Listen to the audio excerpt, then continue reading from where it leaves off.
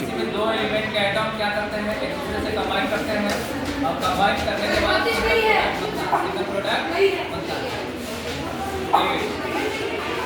Elements of atoms of different element combine together to form single product. समझ गए? जैसे हम बता रहे हैं हाइड्रोजन और ऑक्सीजन क्या करता है, कंबाइन करता है। हाइड्रोजन और ऑक्सीजन क्या करता है, कंबाइन करके क्या बनाता है, वाटर। क्या बनता है? हाइड्रोजन का कितना एटम, 2 और ऑक्सीजन का कितना atom, 1। 1 atom of oxygen and 2 atom of hydrogen will combine to form water, H2। Clear? ये जो रिएक्शन हुआ, कॉम्बिनेशन रिएक्शन हुआ, इसमें दो डिफरेंट एलिमेंट के एटम्स क्या किए, एक दूसरे से कंबाइन किए और कंबाइन करने के बाद सिंगल प्रोडक्ट बना। समझ में आ रहा है? अब कार्बन डाइऑक्साइड की बात करते हैं। मान लिया कि कोई पेपर है, ठीक है, क्या बन होगा तो क्या बनेगा, कार्बन डाइऑक्साइड। क्या बनेगा? ये कॉम्बिनेशन रिएक्शन होगा। क्या होगा? यहाँ पे देखो दो तरह के एटम था, एक कार्बन और एक ऑक्सीजन। दो तरह के एटम कंबाइन किया और कंबाइन करने के बाद क्या बना, सिंगल तरह के प्रोडक्ट बना। बस एवरीवन लिसन मी। सपोज ये कैल्शियम कार्बोनेट है, क्या है, ये कैल्शियम कार्बोनेट है और getting it. Suppose this is the calcium carbonate. अब ये कैल्शियम कार्बोनेट का फार्मूला क्या होता है, CaCO3।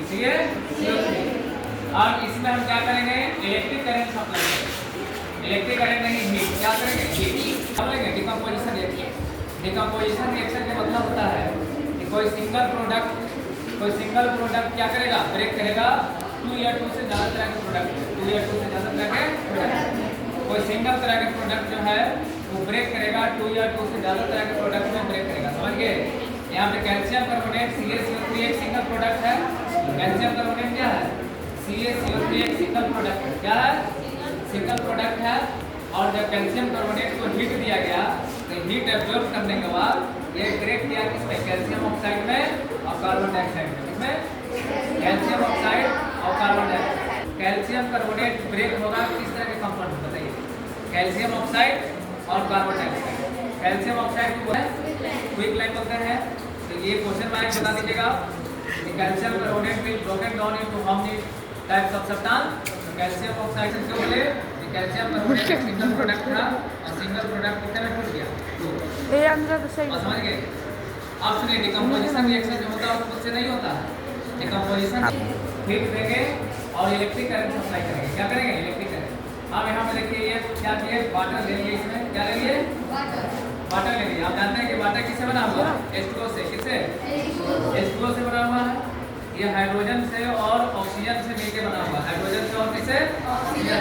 इलेक्ट्रिक करंट सप्लाई करेंगे तो ये ब्रेक होकर क्या बन जाएगा, हाइड्रोजन अलग हो जाएगा, ऑक्सीजन अलग हो जाएगा। तो यहाँ पे बोलो डिकम्पोजिशन रिएक्शन हुआ कि नहीं हुआ, बोले डिकम्पोजिशन रिएक्शन हुआ। ये हाइड्रोजन बनेगा और क्या बना, ऑक्सीजन। बात समझ गए? ये इस प्रोसेस को बोलते हैं इलेक्ट्रोलाइसिस ऑफ वाटर। क्या बोलते हैं, इलेक्ट्रोलाइसिस ऑफ।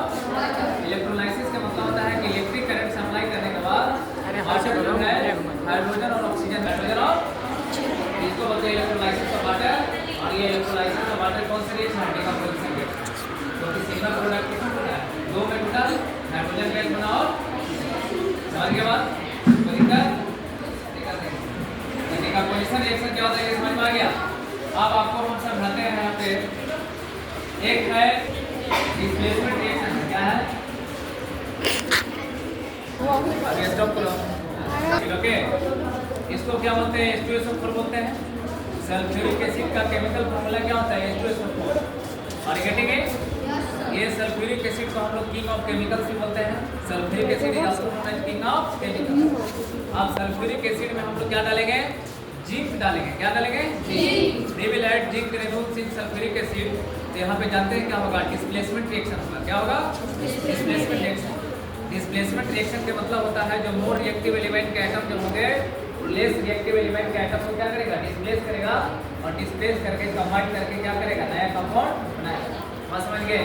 तो सल्फ्यूरिक एसिड में देखिए यहाँ पे जिंक जो है वो मोर रिएक्टिव होता है। किससे, हाइड्रोजन से। किससे, हाइड्रोजन से। सल्फ्यूरिक एसिड किससे बना हुआ है, H2SO4 से। किससे बना हुआ, H2SO4 से बना हुआ है। H2SO4 जो है उसमें H2 को क्या करेगा, डिस्प्लेस करके जिंक सल्फेट बनेगा, जिसको हम लोग बोलते हैं साल्ट। क्या बोलते हैं, साल्ट। आगे आपको देखिए बताएंगे?